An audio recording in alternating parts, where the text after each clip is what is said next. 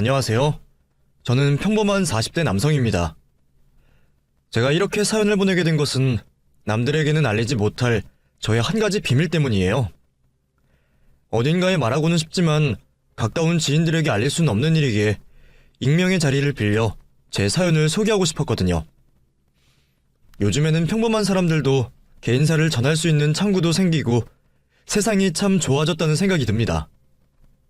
그런 생각을 하면 이런 좋은 세상을 미처 누리지 못하고 떠나신 저희 아버지에 대한 안타까운 마음도 드네요.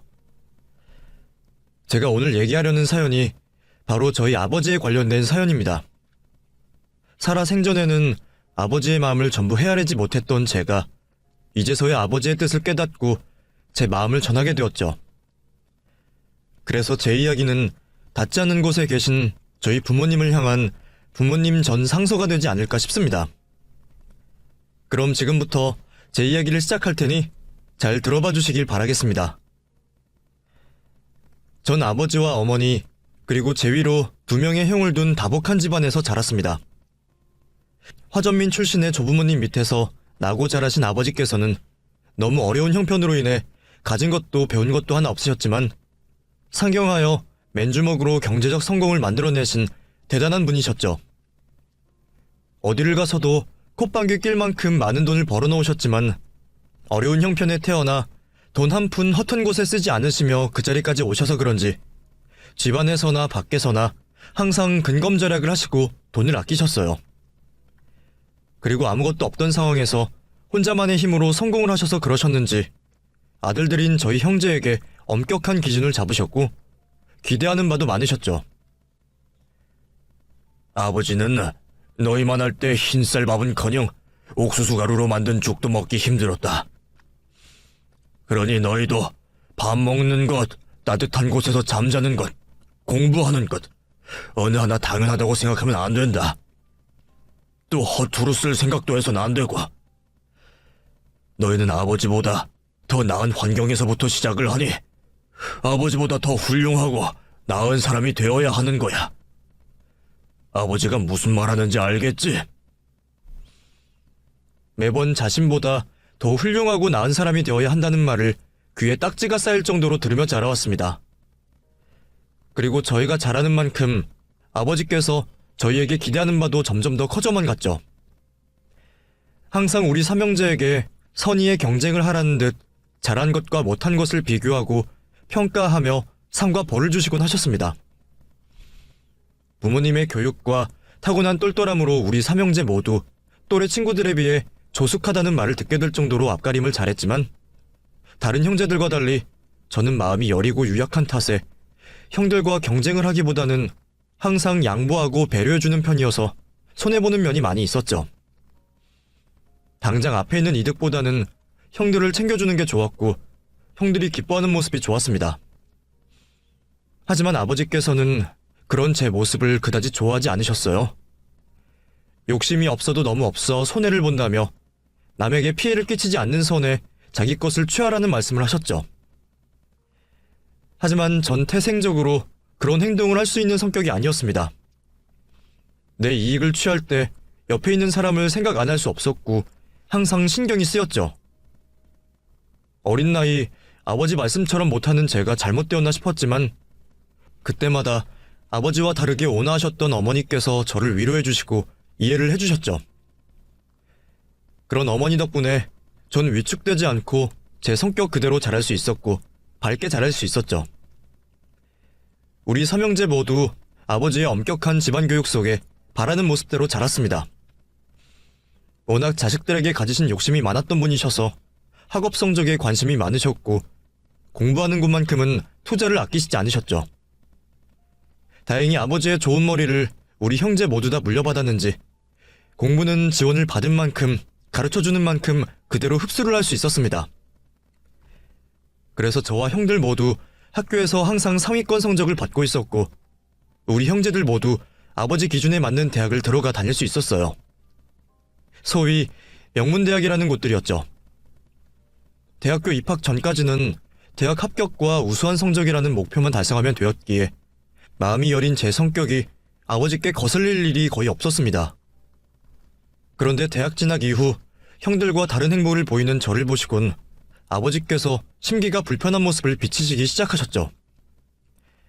형들은 대학교 신입생 때부터 더 좋은 회사를 취직하기 위해 더 나은 스펙을 쌓기 위해 자격증 시험과 공모전을 준비하느라 바쁘게 살았던 것과 달리 저는 오로지 봉사활동에 빠져 생활했거든요. 신입생 시절 좋아하는 선배를 따라 우연히 접하게 된 봉사활동이 저에게 있어서는 인생의 전환점이 된 일이 되었습니다. 제 성격으로 인해 남들을 돕는 일에 더 빠지게 되었는지도 모르겠네요.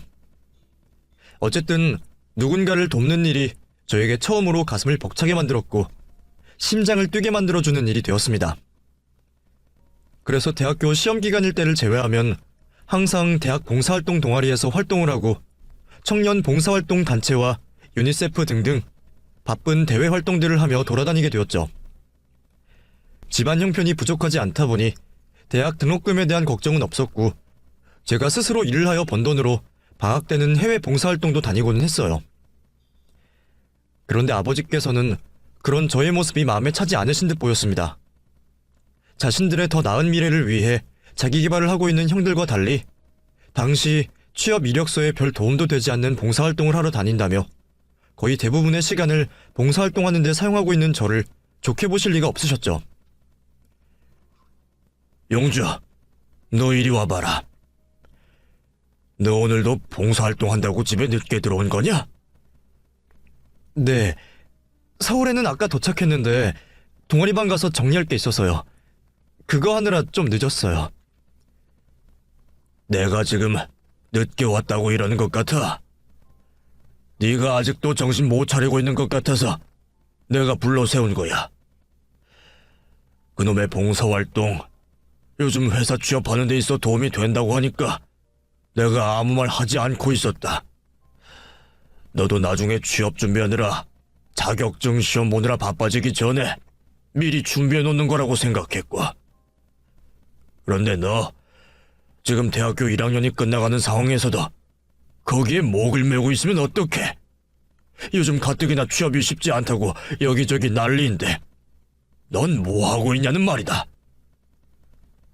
그냥 동아리 활동하는 건데 대학 성적표 보셔서 아시겠지만 할 건 하면서 하고 있어요. 또 아버지는 이해하지 못하시겠지만 전 사람들 돌보고 돕는 걸로 스트레스가 풀려요. 아버지께서 뭘 걱정하신지는 아는데 취업 준비는 군대 갔다 와서 걱정하지 않으시게 준비할게요. 군대 갔다 오면 학교 생활 적응하는 것도 바쁠 텐데 네 생각처럼 착착 준비가 될 것 같아? 네 형들은 바보라서 대학 신입생 때부터 취업 준비한 것처럼 보여. 다른 것도 아니고 그 봉사활동 하는 게 뭐 그렇게 취업하는 데 도움이 되겠냐. 내가 누누이 말하지만 군대 갔다 오면 금방 대학 졸업이다. 네 형들 다 번듯한 회사에 취직했을 때 넌 뭐하고 있으려 그래? 앞으로 쓸데없는 짓 하지 말고 취업이든 사업이든 네 앞으로 할 일에 필요한 준비를 해라. 알겠어? 그때부터 형들과 본격적인 비교가 시작되었습니다. 군대를 가서도 말이죠. 저와 연년생이던 둘째 형이 해외에서 열리는 공모전 준비로 인해 군입대를 늦게 하게 되었고 저와 입대 계획이 겹쳐 형제 배속으로 입대를 하게 되었어요. 같은 군부대에서 군 생활을 하게 된 거죠. 형과 같이 한 부대에서 생활을 하게 되면 군 생활 내내 의지도 되고 더 편할 줄 알았는데 오히려 더 불편한 상황이 되었습니다. 형이 아버지의 눈 역할이 되어 있었던 거죠. 제가 후임이었을 때는 문제가 없었지만 시간이 흘러 선임이 되어가면서 문제가 생기기 시작했습니다. 자대 배치 후 상식적으로 이해가 되지 않는 군대 내 가혹행위와 악습이 전 너무 싫었어요. 후임이라는 이유만으로 말도 안 되는 행위를 군말 없이 따라야 한다는 게 말이 되지 않는다고 생각했죠. 후임일 때는 어쩔 수 없이 선임들의 말을 따르게 되었지만 선임이 되어서는 나는 절대 가혹행위와 후임들을 배려하지 않는 행동은 하지 않겠다고 다짐을 했습니다. 그래서 선임이 되어서도 지킬 것은 지키는 선에서 후임들을 대했죠. 후임들도 이유 없이 욕부터 뱉는 선임보다는 말 한마디라도 따뜻하게 해주는 저를 더 편하게 생각했고 사회 나가서는 형 동생 할 수 있는 비슷한 나이 또래이다 보니 저에게 격없이 대했고요. 선을 넘을 때는 저도 선임으로서 혼을 낸 적 있었지만 웬만한 장난은 다 받아주고는 했습니다. 하지만 형은 그런 모습이 말도 안 된다고 생각했던 것 같아요. 후임들과 격없이 지내는 저를 보곤 마치 하극상을 당한 것처럼 생각을 하고 있었죠. 그래서 부모님께서 면회를 오시거나 저희 형제가 휴가를 나갈 때면 항상 그 부분을 가지고 비꼬는 말을 했습니다. 그걸 듣게 된 아버지는 저를 못마땅해 하셨고요. 아버지, 용주 저랑 군입대하게 하신 거 정말 잘 결정하셨어요. 얘 혼자 부대 생활했으면 후임들이 벌써 잡아먹었거나 그걸 못 견뎌서 용주가 무슨 일 했을지도 몰라요. 그게 무슨 말이냐? 용주 얘가 어떻게 생활하길래? 후임들이 용주를 선임으로 생각 안 한다니까요? 완전히 동네 친구예요. 얘는 후임들이 자기 앞에서 빠진 모습 보이는데 가만히 있고요. 후임들이 용주 먹으려고 하는 걸 제가 보고 관리를 해서 망정이지 진짜 제가 곁에 없었으면 어쩔 뻔했어요. 형, 그런 거 아니라니까? 애들도 지킬 건 지켜. 그냥 서로 편하게 지내는 거지 선후임간 지켜야 할 예절은 지킨다고. 됐다. 조용히 해. 용주 너는 네 형이 그렇다고 하면 그런 거지. 이제 와서 무슨 변명을 하겠다고 시끄럽게 만들어. 용주 너 거기 봉사활동하러 간 거 아니다. 조직이고 계급사회야. 사회생활 먼저 접하는 곳이라고. 네 형이 말하는 것처럼 행동하는 거라면 너한테 문제가 있는 거다. 그렇게 해서 나중에 회사든 사업이든 어떻게 밑에 사람 다루려고 그러냐? 네가 생각하는 것처럼 이 세상 사람들이 전부 착하고 좋은 사람들만 있는 게 아니야. 그러니 정신 차리고 밑에 사람들 다루는 법 좀 배워서 와라. 친구 사귈 생각하지 말고. 그 이후에도 형은 아버지에게 제 군 생활에 대한 불만을 이야기했고 그때마다 저는 아버지께 꾸중을 들어야 했습니다. 하지만 그렇다고 제 행동을 바꾸진 않았죠. 사람들 저마다 자기의 기준이 있는 거였고 전 옳은 행동을 하고 있다고 믿었으니까요. 오히려 형과 아버지의 못마땅한 눈빛과 말을 듣게 되면서 전 저에 대한 확신을 가질 수 있었고 진정 제가 원하는 바도 깨닫게 되었습니다. 그래서 군 전역 후 취약계층에게 도움을 주고 사회에 공헌을 할 수 있는 사회적 기업에 관심을 가지게 되었어요. 그리고 그곳에서 일을 하는 걸 목표로 삼게 되었죠. 그런 저의 목표는 아버지의 뜻을 거스르는 선택이었습니다. 연봉도 낮고 고생은 고생대로 하면서 그렇다고 명예가 뒤따르는 일이 아니었죠. 또 외국계 대기업과 직접 사업을 하며 젊은 나이 누가 와도 잘 나가는 인생을 살고 있는 형들과 비교도 될 수 없는 입장에 있었기에 아버지께서 더 저를 못마땅해 하셨습니다. 제가 회사에서 만나게 된 아내와 결혼을 하게 되면서 더 그런 느낌을 받게 되었죠. 형들은 직업도 처가댁의 형편도 자신들보다 한참은 아래인 저를 무시하는 태도를 보였습니다. 용주 너는 어찌 월급은 밀리지 않고 잘 받냐? 너 어려운 사람 돕는다더니 어째 네가 도움을 받고 살아야 하는 것 같아. 우리가 돈 보고 일을 하나 사명감과 보람을 가지고 일하지. 그래도 다른 곳에 돈 받지 않아도 될 만큼은 살아. 그러면 가족들끼리 휴가 갈 때 너도 좀 같이 가자. 지금 당장 금전적으로 힘들 수 있겠지만 나중에 그런 게 평생 가는 추억인데 맨날 돈 없다는 핑계로 빠지는 거 좀 아니지 않냐? 형, 용주한테 또 왜 그래? 얘가 꼭 돈 때문에 못 가는 건 아니잖아. 시간이 없다고 하는데 이해해줘야지. 용주 너도 첫째 형이 하는 말 서운하게 생각하지 마.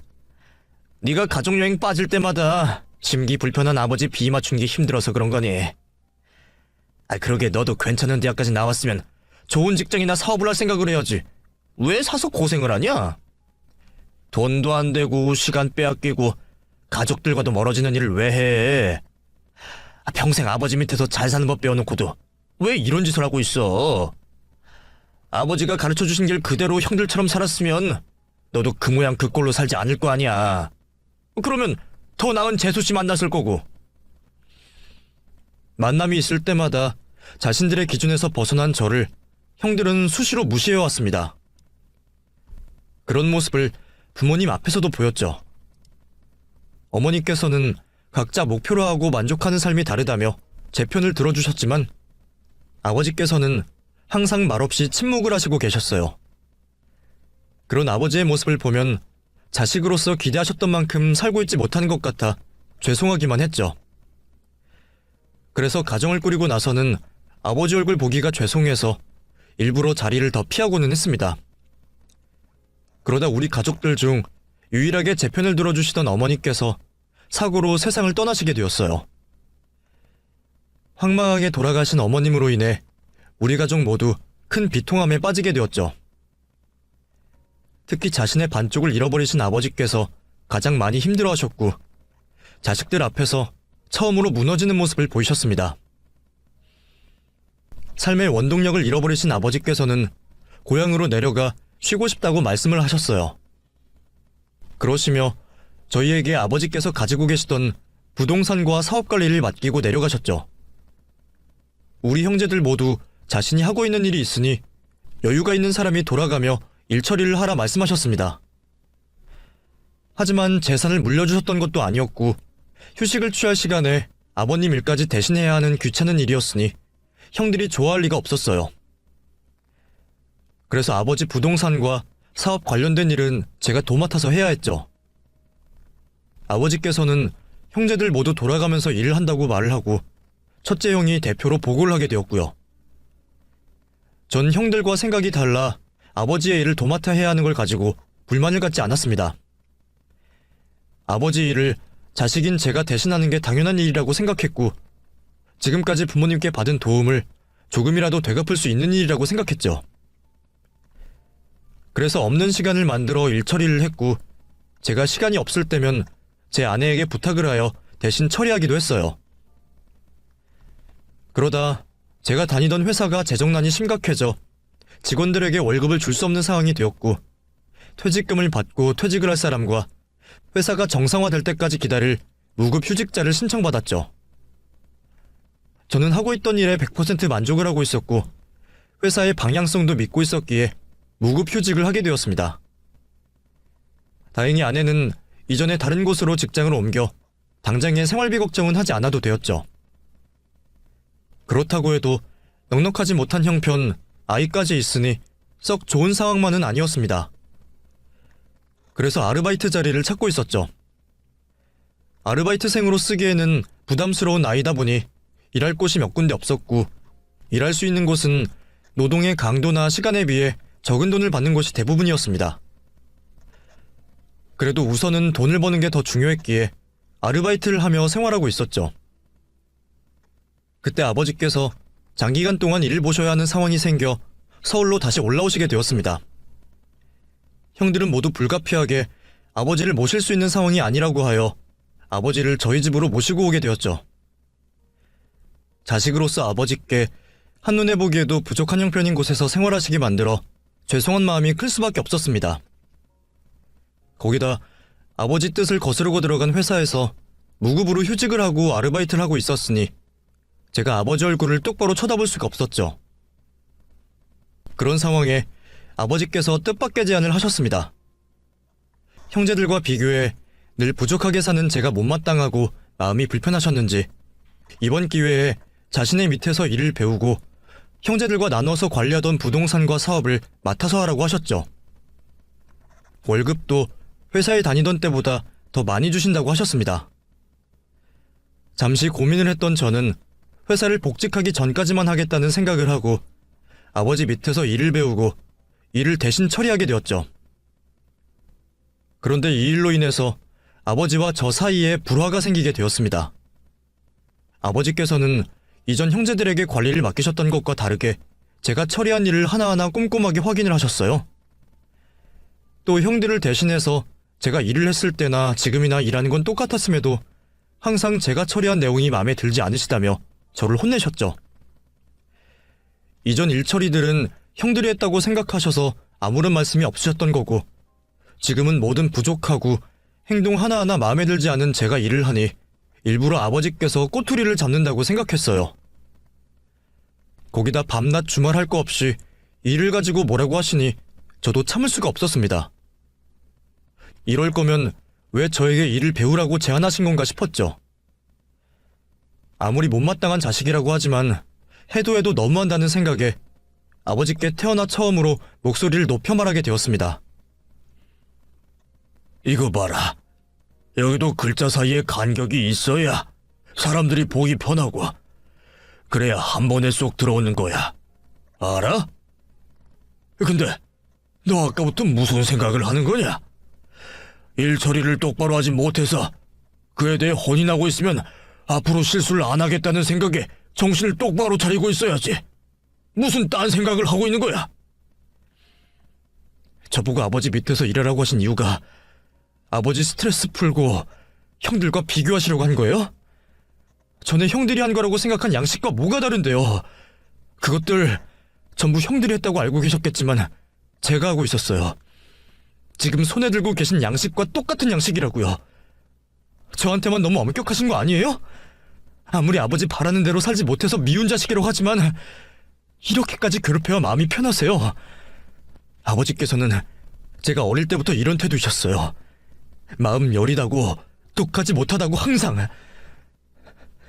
아버지 기준에 적자생존해서 살아남지 못하는 자식은 자식도 아닌가요? 형들이 얼마나 자기 인생 만족하는지 모르겠지만 제 삶에 만족하면서 살고 있었어요. 돈이 부족해서 불편하긴 해도 불행하진 않다고요. 그러니 이제 제발 아버지 기준에 미치지 못한다고 무시 좀 하지 마세요. 어이구, 네가 웬일이냐? 평생 내 말이라면 무서워서 입 뻥끗 못할 줄 알았는데. 그래, 벌벌 떠는 것보단 지금처럼 네 할 말 하는 모습이 낫다. 네가 무슨 말 하는지 알겠다. 앞으로 무시 안 할 테니 말 나오지 않게 일처리나 똑바로 잘해라. 그날 이후 저는 아버지께 화를 낸 것에 대해 후회를 했고 아버지를 대하는 데 있어 서먹하게 대했죠. 그러다 그날의 일에 대해 죄송하다는 말도 전하시기 전에 아버지께서 다시 고향으로 내려가시게 되었어요. 영 찝찝한 마음에 조만간 아버지께 찾아가 그날의 일을 죄송하다고 사죄드리려 했었죠. 그런데 어느 날 갑자기 아버지께서 쓰러지셨다는 연락을 받고 놀란 제가 서둘러 병원을 찾게 되었습니다. 저보다 오래 사실 줄 알았던 아버지께서 쓰러지셨다는 소식에 저는 심장이 덜컥 내려앉는 기분이었죠. 도착한 병원에서 저는 그동안 모르고 있었던 아버지의 상태에 대해 이야기를 듣게 되었습니다. 사실 아버지께서 이미 몇 달 전 암 진단을 받으시고 혼자 암 투병을 하고 계셨습니다. 저희들에게 알리지도 않고 혼자 투병을 하시던 아버지께서는 진통을 이기지 못하고 쓰러지셨던 거였죠. 뒤늦게 알게 된 아버지의 병환에 저는 큰 충격을 받았습니다. 심지어 아버지는 자신에게 시간이 얼마 남지 않았다는 걸 예상하셨는지 이미 한참 전에 떠날 준비를 마치신 뒤였죠. 자신이 누우실 묫자리와 가지고 계신 모든 재산 일체를 전부 정리해 두셨더라고요. 쓰러지신 아버지께서는 다시 일어나지 못하셨습니다. 저는 이대로 아버지께서 돌아가시면 안 된다는 생각에 매일 간절히 기도를 했습니다. 가시기 전에 마지막 인사라도 드리고 아버지께 사과드리고 용서받고 싶은 일도 많았거든요. 이대로 아버지를 보내면 분명 후회를 할 거라는 생각에 저는 아버지께서 다시 일어서기를 바랬지만 아버지께서는 끝내 의식을 회복하지 못하시고 세상을 떠나시게 되셨습니다.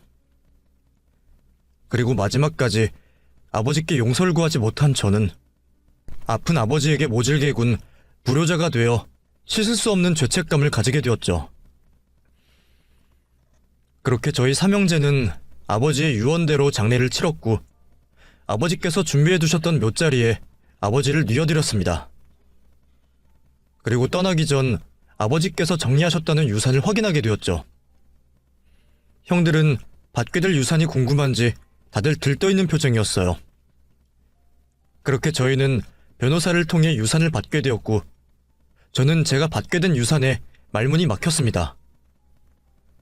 아버지께서 70억 재산을 전부 형들에게 남기셨고 제게는 다 찢어진 청바지 한 장을 물려주셨다는 겁니다. 이게 무슨 상황인가 싶어 황당했지만 저는 이내 그 상황을 받아들일 수밖에 없었습니다. 제가 마지막에 아버지께 했던 행동이 있으니 아버지 성격에 괘씸죄를 물으시는 것도 당연했습니다. 늘 형들에 비해 뒤떨어지는 저를 못마땅해 하시던 아버지께서 제게 10원 한 장 남기지 않았다는 게 이해되었던 저는 제가 오죽 못마땅해 하셨으면 이러셨을까 싶어서 담담히 아버지의 뜻을 받아들이게 되었죠. 오히려 형들이 더 놀랐지만 형들은 유산 상속에서 제가 배제되어 자기들 몫이 더 많아진 것으로 기쁜지 저는 더 이상 안중에도 없는 듯 했어요. 혹시나 제가 자신들 재산에 탐을 낼까 싶었는지 오히려 저를 경계하며 연락을 피하는 듯 했습니다. 같이 고생했던 아내는 무슨 잘못인가 싶어서 면목이 없었지만 다행히 천성이 착한 아내는 오히려 상처받았을 저를 다독여줄 뿐 별다른 불평을 하지 않았습니다. 그렇게 저는 그 상황을 이해하려 애쓰며 아버지께서 제게 남기신 낡은 청바지에 대해 곰곰이 생각을 해보았습니다. 아버지께서 젊었을 적 입으셨던 이 바지를 보며 아버지처럼 열심히 살라는 의미인지 여러 생각을 하다가 청바지 주머니 속에서 편지를 발견하게 되었습니다. 분명 아버지께서 남기신 게 확실했죠. 익숙한 아버지 필체를 보는 순간 아버지께서 살아 돌아오신 것처럼 반가워서 눈물이 날 것 같았어요. 그렇게 편지를 보게 된 저는 아버지께서 제게 마지막으로 하고 싶어 하셨던 말을 알게 되었습니다.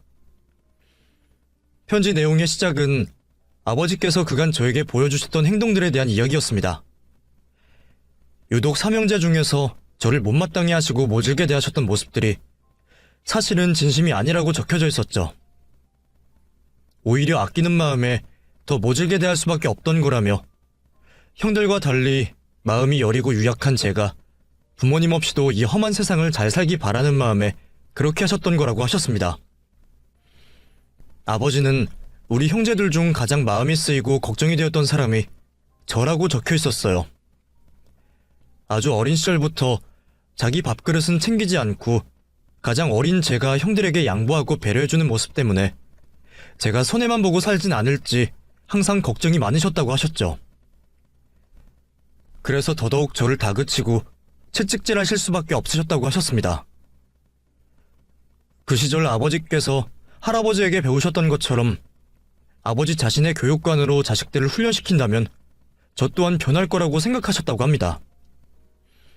마치 물은 철을 달고 담금질하여 강철로 만드는 것처럼 말이죠. 하지만 저는 아버지 바람처럼 자라지 못했습니다. 무한경쟁 사회에서 형제들과의 경쟁에서조차 늘 뒤처지고 그로 인해 차별을 받으면서도 제 밥그릇 챙길 걱정도 못하고 남을 먼저 생각하는 저를 보곤 아버지의 근심이 더욱 깊어질 수밖에 없었다고 하셨죠. 거기다 저와 성향이 비슷하신 어머니가 저를 감싸고 도시는 걸 보고는 아버지께선 자신마저 저를 품에 끼고 있으면 안 된다고 생각하시고 악역을 자처하셨답니다. 아버지는 제가 양보하고 뺏기다가 혹시나 힘들어지면 부모에게 기대어 살까 싶은 걱정에 저를 독하게 만들고자 더 차갑게, 더 모질게 교육을 시켰다고 하셨어요. 하지만 절대 제가 밉고 부족해서 그렇게 하셨던 건 아니라고 여러 번 강조를 하셨습니다. 그 편지를 읽고 나니 그동안 제가 아버지를 아주 많이 오해하고 있었다는 것을 알 수밖에 없었습니다. 저는 살면서 한 번도 아버지 성에 차본 적이 없다고 생각했고 늘 저보다 잘 나가는 형들을 기특해 하시면서 저는 반푼이처럼 생각하신다 여겼습니다. 저도 그런 아버지께서 바라는 잘난 아들이 되고 싶었지만 제 성격상 아버지를 따라잡을 수는 없었습니다. 그래서 저는 평생 아버지에게 인정받지 못할 거라는 생각에 조금은 주눅 들어 있기도 했어요. 아버지를 미워해 본 적은 한 번도 없었지만 어쩔 수 없이 서운했던 적은 참 많았습니다. 가만히 보면 굳은 일, 표 안 나는 일은 죄다 제가 하는 것 같은데도 늘 아버지께 칭찬을 듣고 인정받는 것은 형들이었으니까요. 그래서 아버지께서 제게는 무관심하시고 형들에게는 더 애정이 있으실 거라 오해하고 있었습니다. 하지만 아버지의 편지 내용을 찬찬히 읽어본 저는 그 생각을 반성하고 고쳐먹을 수밖에 없었죠. 아버지는 그동안 제가 부모님께 적어드린 편지의 내용들을 전부 기억하고 계시는 듯 했습니다. 물질로 해드리는 형들처럼 여유가 없었던 제가 제 마음을 표현하기 위해 편지를 적어드리면서도 저는 아버지께서 제 편지를 달가워하지 않으신다 생각했었습니다. 살아계실 때는 편지에 답장 한번 해주신 적이 없었고 편지 내용에 대해 물으신 적도 없었기에 저는 아버지께서 어쩌면 편지를 읽지 않았을지도 모르겠다고 생각했죠. 서운했지만 자식으로서 해드릴 수 있는 게 별로 없었던 저는 그렇게 편지라도 적을 수밖에 없었습니다. 그런데 아버지께서 그런 제 편지들을 소중히 간직하고 계셨습니다. 다른 어떤 선물들보다 귀하게 여기시며 제가 보고 싶을 때마다 그 편지들을 꺼내 읽으셨답니다. 그리고 그런 진심을 보인 제 마음을 알고 계셨다며 그때 못했던 사랑한다는 말을 편지로 적어주셨어요. 드디어 아버지에게서 받아본 답장에 전 당장이라도 눈물이 쏟아질 것 같았습니다. 그 한마디만으로도 이미 저는 더 이상 바랄 게 없을 것 같았어요. 하지만 편지는 거기서 끝이 아니었습니다. 그동안 표현하지 못하셨던 진심을 보여주셨던 아버지께서는 그렇게 걱정하던 저를 위해 어떤 계획을 세우게 되셨는지 상세히 설명을 적어주셨습니다. 암에 걸리신 것을 아시고 자식들에게 숨기면서까지 혼자 견디셨던 아버지는 그 와중에도 제 걱정을 제일 많이 하셨답니다. 아버지께서 죽고 나면 막내 아들에게 울타리가 없어지는 게 걱정이셨는지 아버지께서 떠나신 후에도 제가 자립하며 잘 살 수 있도록 일부러 제게 부동산과 사업을 일임하셨다는 겁니다. 그래서 일부러 더 호되게 야단치고 힘들게 굴리시면서 저를 가르치시면서 일종의 경영 수업을 하셨죠. 그런 아버지의 의도를 몰랐던 저는 형들이 귀찮다며 하기 싫어하는 일을 저한테 떠맡기시고 이제는 스트레스까지 주시는구나 싶어 힘들었는데 말이에요. 그런 줄도 모르고 아버지 앞에서 힘들다고 투정 부리고 감히 아버지와 싸우며 대들었던 제가 부끄러워지고 말았습니다. 하지만 아버지께서는 오히려 그런 제 모습을 보고 싶으셨던 모양입니다. 제가 악을 품고 도끼를 품게 하시려고 일부러 더 저를 자극하셨다고 하셨어요. 그래서 일부러 더 저를 밤낮 없이 괴롭히고 질책하고 저를 벼랑 끝으로 몰려고 하셨나 봅니다. 그 일로 제가 아버지 앞에 처음으로 화를 낸 걸 보면 아버지의 계획이 어느 정도는 이루어지셨다 싶네요. 아버지는 뿌듯하셨는지 몰라도 저는 괜히 상처를 받고 참 힘들었는데 말이죠. 그런 제 모습을 생각해보면 아버지께서 그렇게까지 저를 몰아붙일 수밖에 없었구나 싶기도 했습니다. 타고난 성향이 약하더라도 경험과 훈련으로 성장할 수 있을 테니까요. 그제서야 아버지의 의도를 전부 알게 된 저는 아버지께 죄송하고 감사한 마음이었습니다. 그런 의도를 진작 알아차리고 알아서 잘했으면 얼마나 좋았을지 제가 모자라서 괜히 아버지께 염려를 끼쳐드렸던 게 아닌가 싶어 후회가 들었어요. 그래도 다행히 아버지는 형들과 달리 저를 믿고 계셨던 것 같습니다. 아버지는 형들이 아버지 재산을 두고 눈치를 보고 있다는 걸 이미 알고 계셨습니다. 저는 혹시 아버지께서 형들 때문에 속상해하실까 싶어서 형들이 아버지 관련된 일을 떠맡길 때마다 군말 않고 혼자 고생을 자처했는데 제가 말을 하지 않았어도 아버지는 이미 다 알고 계셨어요. 형들이 늙은 아버지께서 돈이라도 없으면 모른 척했을 거라는 말씀을 하시며 돌아가시는 와중에도 형들에 대한 염려를 갖고 계셨습니다. 그동안 욕심 많고 이기적인 형들에게 치여 살아왔던 막내 아들이 아버지께서 안 계시면 형들에게 무슨 꼴을 당할까 걱정을 하셨던 건지 형들에게 재산을 물려주시고 제게는 형들 몰래 따로 챙겨두신 유산이 있다고 말씀하셨습니다. 그저 형들에 비해 모자란 게 많아서 제게만 낡은 청바지 한 장 물려주신 줄 알았던 저는 그 내용에 놀랄 수밖에 없었죠. 그리고 저는 놀라운 유산의 정체에 또 한 번 놀라게 되었습니다. 그건 다름 아닌 복권이었습니다. 그동안 경마와 복권은 전부 도박일 뿐이라며 뽑기 한 번 안 하시던 아버지께서 웬 복권을 사신 건가 싶어 그 사실로 깜짝 놀랐지만 노년에 안타깝게 병까지 얻으셨던 아버지께서 무슨 심정으로 복권을 사셨을지 알 것 같아서 더욱 마음이 아팠어요. 그리고 그 복권이 정말 당첨이 되었다는 게 더 놀라운 일이었습니다. 평생 노력하며 살았던 사람에게는 운도 따랐는지 아버지는 우연히 당첨된 로또를 제게 남겨주신다 하셨습니다. 원래는 형들보다 제게 더 많은 유산을 남겨주고 싶으셨지만 그렇게 되면 형들이 욕심을 부려 제가 화를 입지 않을까 싶은 생각에 저를 유산 상속에서 배제하셨던 겁니다. 그래서 아버지는 유산 대신 로또를 제게 남기셨고 그 로또를 자신이 미리 준비한 묘자리의 재단석 밑에 숨겨두셨다고 했습니다. 형들은 어차피 아버지 돌아가시고 산소를 잘 찾지도 않을 테니 뺏길 일은 없을 거라며 말이죠.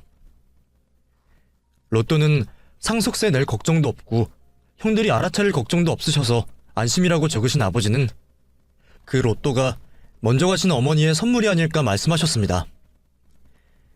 형들에게 제 몫을 뺏겨 늘 뒷전이던 막내 아들을 걱정하시는 어머니가 혼자 남은 막내 아들을 위해 아버지께 대신 선물을 보내신 게 아니겠냐 하셨죠. 그런 아버지의 말을 듣고 저는 정말 그 말이 맞을 수도 있겠다 생각했습니다. 부모님이 저를 얼마나 걱정하셨으면 이런 일이 있을지 저도 많은 생각이 들었어요. 그리고 그런 부모님을 생각해서라도 제가 더 열심히 살아야겠다는 생각과 의욕이 들었죠. 하지만 하필이면 무덤에 선물을 숨기신 아버지의 의도를 이해하지 못했습니다. 낡은 청바지에 편지를 숨긴 거야 그러려니 해도 제가 어떻게 아버지의 무덤을 파헤칠 수 있을까 말이에요. 저더러 어쩌라고 무덤을 파라고 하시는 건가 싶었던 저는 어떻게 해야 하나 고민이었습니다. 아버지는 그런 저를 예상하셨는지 평소 살아계실 때처럼 저를 윽박지르시며 걱정하지 말고 무덤을 찾아가라고 써놓으셨습니다. 그깟 흙무덤 파는 걸 개의치 말라고 하시며 앞으로도 큰일에 용기와 결단을 가지라고 말씀하셨습니다. 이런 게 사업가의 마인드인 건지 늘 저를 뛰어넘는 아버지의 발상에 저는 또 한 번 아버지를 대단하게 여길 수밖에 없었죠. 결국 저는 아무에게도 말하지 않고 조용히 아버지의 무덤을 찾았습니다. 그렇게 하지 않아도 사실 저 말고는 찾을 사람이 없기에 걱정할 일은 아니었지만 무덤을 해치는 일을 하러 가려니 괜히 마음이 떨려서 불안해지더군요. 하지만 아버지의 말씀을 또 한 번 곱씹으며 저는 조심스럽게 재단석 밑을 파기 시작했습니다. 어느 정도 흙을 파내어 돌을 들어올리자 그 밑에 작은 함이 하나 들어있는 것을 발견하게 되었습니다. 그리고 그 안에는 정말로 로또가 들어있었죠. 그렇게 함을 잘 꺼낸 저는 다시 잘 정리하여 재단석을 제자리로 돌려놓았습니다. 그리고 잘 정리된 재단석 위로 간단한 제사상을 차려 아버지와 어머니께 감사 인사를 드렸죠. 아버지, 어머니, 저 막내 아들 용주입니다. 아버지 편지를 읽고 시키신 대로 하긴 했는데 아직도 제가 잘한 짓인가 얼떨떨하네요. 제가 이런 말을 하면 아버지는 또 혼을 내시겠지만 제가 원래 이런 사람인 걸 어쩌겠습니까? 그래도 제가 이런 물음면이 있기에 아버지께서 저를 믿고 이런 선물을 남기신 게 아닌가 하는 생각이 들어요. 아버지께서 형들은 믿지 못하시더라도 저는 아버지 뜻을 저버리지 않을 거라 믿으셨겠죠. 그리고 또 아버지께서 시키신 일이니까 따를 수밖에 없었을 걸 알고 이러셨을 것 같기도 하네요. 아버지께서 저를 그렇게 믿고 계시는 줄 조금 더 일찍 알았으면 더 좋았을 텐데 늘 제가 모자란 것만 생각해서 못나게만 군 것 같아서 죄송해요. 어머니 아버지 살아계실 적에 더 효도하지 못한 게 지금도 너무 마음이 아프네요.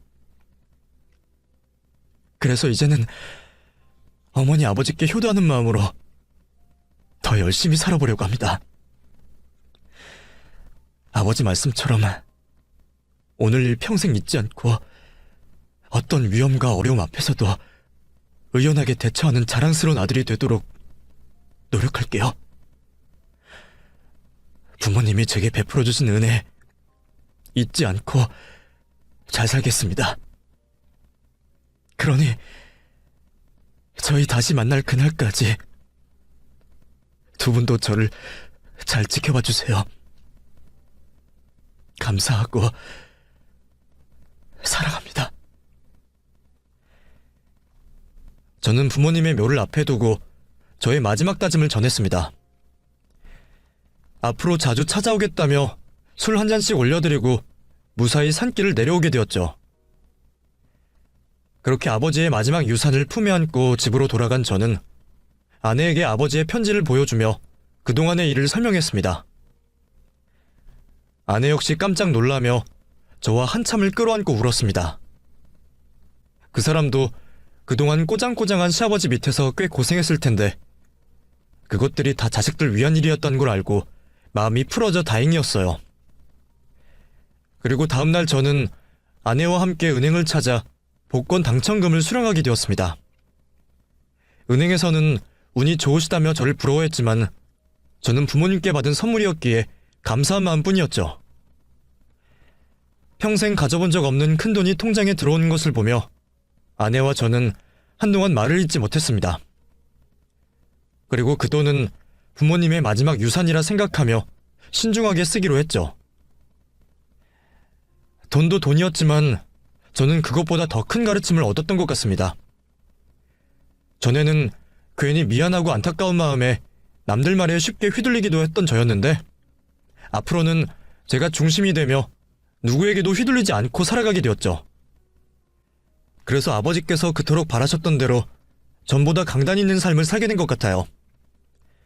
하지만 그러면서도 어머니를 닮은 저의 부드러운 면도 버리지는 않았습니다. 제 성격은 부모님 모두에게 받은 것이고 누구 한 분만 따를 수는 없었습니다. 그래서 저는 아버지를 닮은 강단과 어머니를 닮은 온유함으로 내가 할 수 있는 영역에서 많은 사람들을 도우며 굳건하게 인생을 살아가려고 합니다.